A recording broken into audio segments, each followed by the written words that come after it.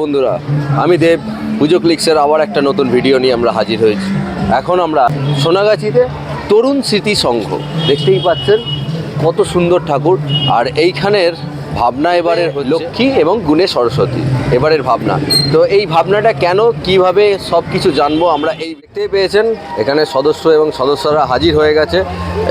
আমরা যেটা শেষ করেছিলাম যে কি ভাবনা, সেটা নিয়ে আমরা জিজ্ঞাসা করব। আমি প্রথমে ধ্রুব ভাইয়ের কাছে যাব। ধ্রুব কি বলছে এই মানে ভাবনাটা নিয়ে, এই ভাবনাটা কেন? আমাদের এই বছরের ভাবনা হচ্ছে রূপে লক্ষ্মী গুণে সরস্বতী।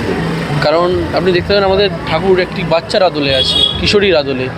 আমাদের এখানে একটা বক্তব্য যে যখন আমাদের সমাজে, বাঙালি সমাজে যখন একটা নিজের মেয়ে বা অন্য কারোর মেয়ে কোনো ভালো কাজ করে, আমাদের তখন বলা হয় তাকে উদাহরণ দিয়ে যে মেয়েটা আমাদের রূপে লক্ষ্মী এবং গুণে সরস্বতী।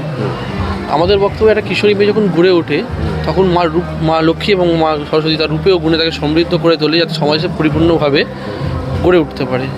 এছাড়াও দেখা যায় অনেক সময় অনেকের কাছে অর্থ থাকলেও সঠিক বিদ্যা না থাকলে অর্থ একসময় ক্ষয় হয়ে যায়, তারা হয়তো সেই অর্থকে সঠিক উপযোগ করে তুলতে পারে না। ঠিক উল্টো দিকে অনেকের কাছে বিদ্যা থাকা সত্ত্বেও অর্থ থাকে না হয়তো সমর্থ মতো, তারা সেই বিদ্যাটাকে কাজে লাগাতে পারে না। কিন্তু যখন এই দুই জিনিসের সমাগম হয়, অর্থ এবং বিদ্যা, তখন একটা মানুষকে সমাজে গড়ে তোলার জন্য, মানে সমৃদ্ধ করে তোলার জন্য খুব মানে সরল করে দেয়। অর্থ এবং বিদ্যা এই দুটো একসাথে থাকলে মানে মানুষের হয়তো বেড়ে ওঠা অথবা উন্নতির শিখরে চড়ার পথটা অনেক সহজ। তাই আমাদের এই ভাবনা যে জীবনে চলতে গেলে দুটোই দরকার, অর্থ এবং বিদ্যা। তাই রূপে লক্ষ্মী এবং গুণে সরস্বতী এই দুই মায়ের অনুসারে আমরা করেছি এবার। তো জেনে নিলাম আমরা যে কেন এখানে রূপে লক্ষ্মী গুণে সরস্বতী। তো এইখানে যে প্রতিমা, এই প্রতিমা কতদিন থাকবে সেইটা আগে জেনে নেব। কতদিন থাকছে এই প্রতিমা? থাকছে হচ্ছে আমাদের 27 জানুয়ারি বিকেল অবধি। আমাদের ওই দিন ভাসান আছে এবং তারপরে আমাদের আর দর্শন করতে পারবেন না। আপনারা সন্ধ্যে 7টা অবধি এলেও প্রতিমা দর্শন করতে পারবেন 27 তারিখ অবধি। আমাদের ওপেনিং হয়েছে 21 জানুয়ারি। আচ্ছা, এত সুন্দর একটা মাতৃ প্রতিমা, সেই রূপদান কে করেছে সেটা যদি? এই ঠাকুরের রূপদান করেছেন প্রত্যেকবারের মতোই আমাদের এই বছরেও আমাদের প্রতিমা শিল্পী সনাতন রুদ্রপাল। আর লোকেরা কিভাবে আসবে, মানে দর্শকরা তো অনেক কিছু, মানে অনেকে অনেক রকম কমেন্ট লেখে যে কিভাবে আসবো, কোথা দিয়ে আসবো, তো সেই রুটটা যদি তুমি একবার বলো।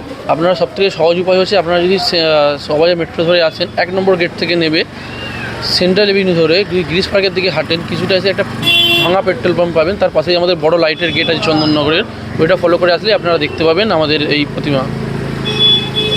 আচ্ছা, আমাদের পুজো ক্লিক্সের দর্শকদের জন্য একটা শুভেচ্ছা বার্তা আমি সেটা ধ্রুব ভাইয়ের কাছ থেকে নেব।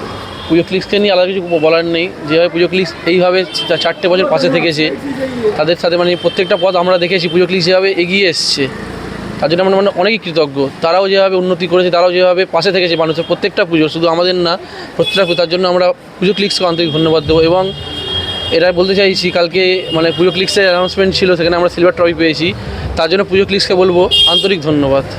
আচ্ছা, সেই সিলভার ট্রফি নিয়ে একটা কথা আমরা যখন উঠলো কথাটা, তো সেটা আমরা একবার জানবো যে সিলভার ট্রফি পেয়ে তোমাদের কীরকম এক্সাইটমেন্ট? প্রচুর এক্সাইটমেন্ট। কাল দেখার সময় যখন আমি মানে শুনেছি, মানে একটা 1 ঘন্টা ধরে লাইভ দেখছিলাম, নাম আসছিল না, কোন বিভাগে নাম আসবে একটা টেনশন ছিল, আর উদ্দীপনা কাজ করছিল। প্রথমবার এরকম কিছু দেখছিলাম, একটা উত্তেজনা, এক্সাইটমেন্ট চলছিল।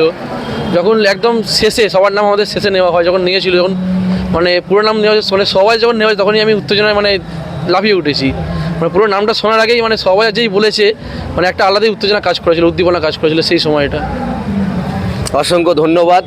আমাদের পুজো ক্লিক্সের তরফ থেকে তরুণ স্মৃতির সঙ্গে সকল সদস্য এবং সদস্যকে জানাই আন্তরিক সরস্বতী পুজোর প্রীতি শুভেচ্ছা ও অভিনন্দন। পুজো ক্লিক্স শুধুমাত্র পুজো তুলে ধরে না, পুজো ক্লিক্স তুলে ধরে আবেগ এবং ভালোবাসাকে। আপনাদের মধ্যে আমরা ছড়িয়ে দেবো সেই আবেগ এবং ভালোবাসা। তো আশা করছি ভিডিওটা ভালো লাগবে, আর ভালো লাগলে সবাইয়ের মধ্যে শেয়ার করুন। আর আজকে এখানেই ভিডিওটা আমি শেষ করলাম।